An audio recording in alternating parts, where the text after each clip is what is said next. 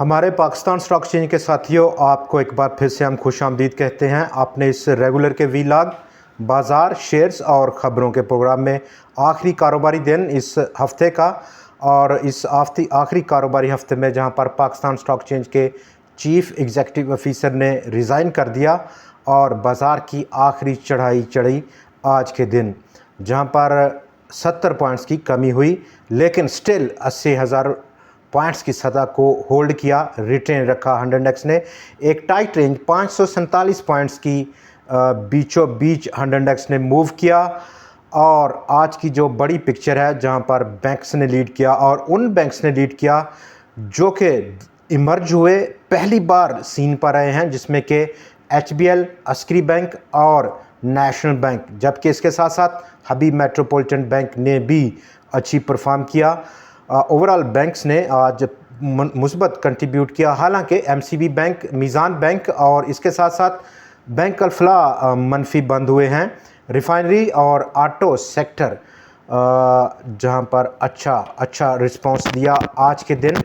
कुछ शेयर्स पर बात करेंगे और इस वक्त हम आज अहम बात करेंगे पोस्ट बजट जो एक किस्म का आउटलुक है, सिनेरियो है इकॉनमी का, इन्फ्लेशन को लेकर और इंटरेस्ट रेट्स को लेकर क्या आउटलुक रहेगी, उस पर बात करेंगे। जबकि नंबर 3 हम बात करेंगे पाकिस्तान स्टॉक एक्सचेंज 100 की। इस वक्त जो सिचुएशन है, जो उसका बिहेवियर है, वो एक्सपेक्टेड क्या रंग लाएगा आने वाले दिनों में, उस पर बात करेंगे। जहां पर डेली RSI आज 74 की रीडिंग है, जो कि हाईली ओवरबॉट कंडीशन है। बाज़ार का यहां पर रुक जाना, क्या ये एक वक्ती तौर पर रुकना है या एक करेक्शन की तवक्कुआत हैं बाज़ार में, उस पर बात करेंगे। आज जहां पर हमने देखा कि OGDC बड़े बड़े इंडेक्स हैवीवेट्स ने आज 100 में मनफी कंट्रीब्यूट किया। OGDC, Hub Power, MCB, Meezan, Pakistan Petroleum, FFC, Engro Corporation, Mari Petroleum, Engro Fertilizer, Lucky, Fauji Cement, Bank Alfalah, Interloop, Millat Tractors और पाकिस्तान टबैको शामिल थे। वहाँ पर HBL, National Bank, Bank Al Habib, Habib Metropolitan Bank, Askari Bank और POL अच्छा परफॉर्म करते हुए नज़र आए। जबकि UBL भी आज प्लस में बंद हुआ कारोबार के अख्ताम पर, हालांकि इंट्राडे अच्छा जंप था। बेसिकली UBL की जो एक्सचेंज कंपनी है, उसने ख़रीदा है वॉल स्ट्रीट में एक एक्सचेंज कंपनी को, उसके एसेट्स को, और अब रिमिटेंसेस या क्रॉस बॉर्डर ट्रांजैक्शन करेंसी की उसको बहुत आसान हो गई हैं।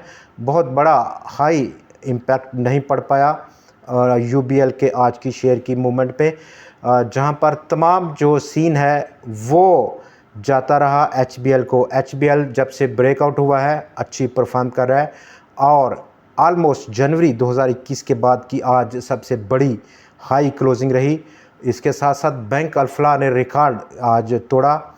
ऑलमोस्ट मार्च 2010 के बाद, यानी कि 14 सालों से भी ज़ायद अरसे के बाद अस्करी बैंक एक बड़े हाई लेवल पर बंद हुआ। वॉल्यूम 1 करोड़ और 64 लाख शेयर्स का रिकॉर्ड किया गया। जब से ब्रेकआउट रहा 26 रुपये 50 पैसे की सतह का स्टॉक में अपसर्ज देखी जा रही है। वॉल्यूम के साथ एक बार फिर से उसने चढ़ाई की और अब अगला जो पॉसिबल टारगेट प्राइस है वो नियरेस्ट पॉसिबल टारगेट प्राइस हम तो कर सकते हैं अराउंड 36 या 39 रुपये के दरमियान में रह सकता है अस्करी बैंक के लिए। जबकि HBL हम ऑलरेडी उस पर बात कर चुके।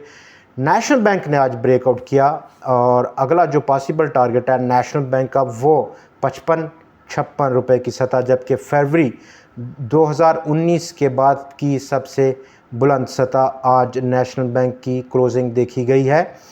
करेक्शन जो कि ड्यू है बाज़ार में और हमारी जो तवक्कुआत हैं ओवरऑल वो यहाँ पर थोड़ी सी करेक्शन की हैं बाज़ार में।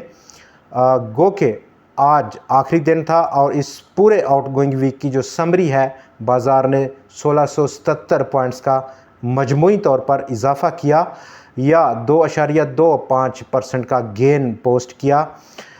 इसके बावजूद अगर हम ख़बरों पे देखें तो कल आपने देखा जो कि बहुत ज़्यादा इन सर्कुलेशन रहा, फुटसी रुसल का डाउनग्रेड करना पाकिस्तान को बहुत बड़ा उसके मायने नहीं रखते, जहां पर मार्केट ने बहुत ज़बरदस्त परफॉर्म किया और यहाँ पर एशिया की बेस्टरीन मार्केट है।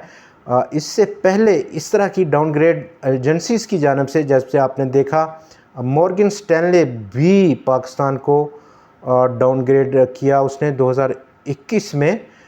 इससे पहले मॉर्गन स्टैनले कैपिटल इंटरनेशनल ने पाकिस्तान का स्टेटस चेंज किया 2017 में, और उस वक़्त पाकिस्तान के बाज़ार को वो ले गया फ्रंटियर मार्केट से निकाल कर इमर्जिंग मार्केट्स में। लेकिन सिर्फ 4 साल के अंदर ही पाकिस्तान स्टॉक एक्सचेंज की किस्मत का फ़ैसला उसने दोबारा से इमर्जिंग मार्केट से हटाकर फ्रंटियर मार्केट में कर दिया, और तब से Pakistan stock exchange Morgan Stanley capital international, जो कि वाइडली व्यू किया जाता है ग्लोबल इन्वेस्टर्स के लिए, पाकिस्तान फ्रंटियर मार्केट का में शामिल है। मॉर्गन स्टैनले का बहुत बड़ा चेंज नहीं है, लेकिन जो चेंज आएगा वो अब अगर हम देखें, बजट गुजर गया, IMF और IMF के जो शराइत हैं उनको बहुत हद तक पाकिस्तान की गवर्नमेंट ने पूरा किया, उस पर अमल पैरा है। लेकिन इसके नतीजे में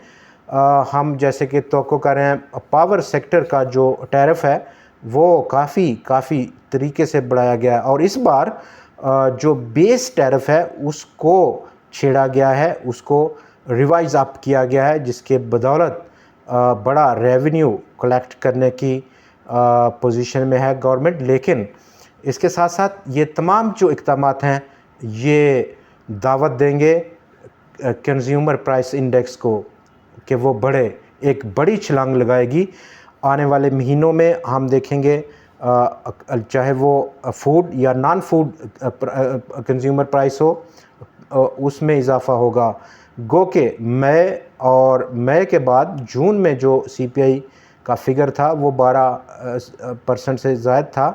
तवक्कुआत हैं कि जो जुलाई का कंज्यूमर प्राइस इंडेक्स की तवक्कुआत रहेंगी वो कम से कम 14-15% की रेंज में आ सकता है। नंबर 1 जो फूड इन्फ्लेशन है, जो कि एक मसनूई तरीके से गिरी थी मई में, और जून के एंड पे वो दोबारा से उसमें तेज़ी देखी जा रही है, और एक्सपेक्टेड है कि अगले महीनों में जुलाई, अगस्त या सितंबर ये तमाम जो इन्फ्लेशन है फूड आइटम्स और उसके साथ साथ जो नॉन फूड इन्फ्लेशन है वो दोबारा से बढ़ेगी।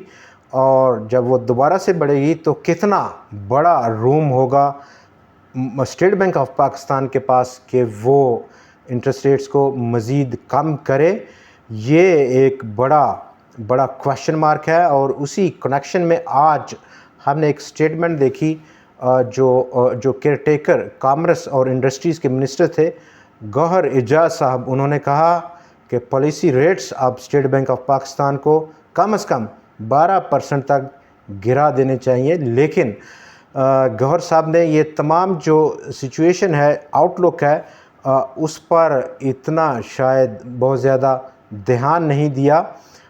इस प्लस जो इंटरनेशनल मॉनेटरी फ़ंड के साथ हम प्रोग्राम में होंगे तो इंडिपेंडेंट नहीं रहेंगे स्टेट बैंक ऑफ पाकिस्तान इस तरह के किसी फ़ैसला लेने में। जुलाई में दोबारा से रिव्यू रहेगा स्टेट बैंक ऑफ पाकिस्तान का मॉनेटरी पॉलिसी का, तो देखते हैं कि क्या फ़ैसला वो लेता है। डेफिनेटली इस बजट और बजट के नतीजे में जो नफाज हुआ है नए टैक्सेस का, वो उन तमाम चीज़ों पर बहुत ज़्यादा उसका इफ़ेक्ट है, वज़न है, जो कि इन्फ्लेशन को पैदा करेंगी, उसको बहुत ज़्यादा बढ़ा देंगी। उसका इफ़ेक्ट हम बाज़ार पर डेफिनेटली 2 तरह के इफ़ेक्ट देखेंगे। पॉजिटिव टुवर्ड्स बैंक्स एक बार फिर से फेवरेट रहेंगे, और उसका इफ़ेक्ट हम उन बैंक्स में देख रहे हैं जो कि इस तमाम रैली में उन्होंने कुछ कंट्रीब्यूट नहीं किया। आपने देखा हम स्टेप बाय स्टेप इंडिविजुअली तमाम उन स्टॉक्स पर, ख़ास तौर पर इंडेक्स हैवी वेट स्टॉक्स जिसमें कि HBL हो, नेशनल बैंक हो, या के अस्करी बैंक हो, कवर करते रहे हैं आपके साथ इन प्रोग्राम्स में। वो बेसिकली एक बहुत बड़ा बेनिफिशरी हैं। रैली जो स्टार्ट हुई है इन बैंक्स में, वो अब फुल फ्लो में है, मज़ीद आगे बढ़ेगी। ये तमाम चीज़ें बाज़ार की नज़र में हैं, जिनको कि हम बड़ी क्लोजली देख रहे हैं और उस पर अपनी राय भी देते रहते हैं। आगे चलते हैं प्रोग्राम में, जहां पर हमने देखा कि आज के दिन वॉल्यूम गिरा है। सिर्फ और सिर्फ 46 करोड़ शेयर्स का टोटल कारोबार हुआ, जिसकी मालियत 21.2 अरब थी। 58 करोड़ कल के शेयर्स के मुकाबले में, जहां पर मालियत 22.9 अरब रुपए की थी। टोटल ट्रेड्स आज 2,30,000 की लगी नंबर ऑफ, और कल हमने देखा कि टोटल ट्रेड 2,72,000 की थी, जहां पर 446 शेयर्स में कल कारोबार हुआ था। और आज आलमोस्ट 432 शेयर्स में कारोबार हुआ, जहां पर ताकत का तवाज़न बिगड़ा और बियर्स की जानब गया। 223 शेयर्स की कीमतें गिर गईं, 193 शेयर्स की कीमतों में इजाफा, 16 शेयर्स आज मुस्तहकम पाए गए। डाउन साइड 60% अब चांसेस हैं 100x के एक करेक्शन की। गो के यहाँ पर जहाँ पर आज हम एनालाइज कर रहे हैं बाज़ार को, थोड़ी सी करेक्शन की तवक्कुआत हैं, कुछ बड़ी मंदी की तवक्कुआत नहीं है। Down side initial support 79,049 points, सिर्फ़ और सिर्फ यहाँ पर आलमोस्ट 11-1200 पॉइंट्स नीचे एक पहला सपोर्ट है। इसी के दरमियान अगर हम ग्लोबली देखें तो यूएस और वहाँ पर आज नॉन फार्म पेरोल का डाटा लेबर मार्केट का ड्यू है। नॉन एग्रीकल्चर प्रोडक्ट्स में किस तरह की लेबर की परफॉर्मेंस रही, उसका इफ़ेक्ट अक्रॉस द ग्लोब देखा जा रहा है और आज तमाम बाज़ार उसका इंतज़ार कर रहे हैं। गोल्ड मार्केट तेज़ी में है और उसके साथ साथ जो शेयर बाज़ार हैं दुनिया के, वो भी बड़ा कीनली इसको नज़र में रखे हुए हैं। मंडे को आपसे फिर मुलाकात होगी मज़ीद ख़बरों, मज़ीद शेयर्स और मज़ीद एनालिसिस के साथ। तब तक के लिए हमें इजाज़त दीजिए। खुदा हाफ़िज़।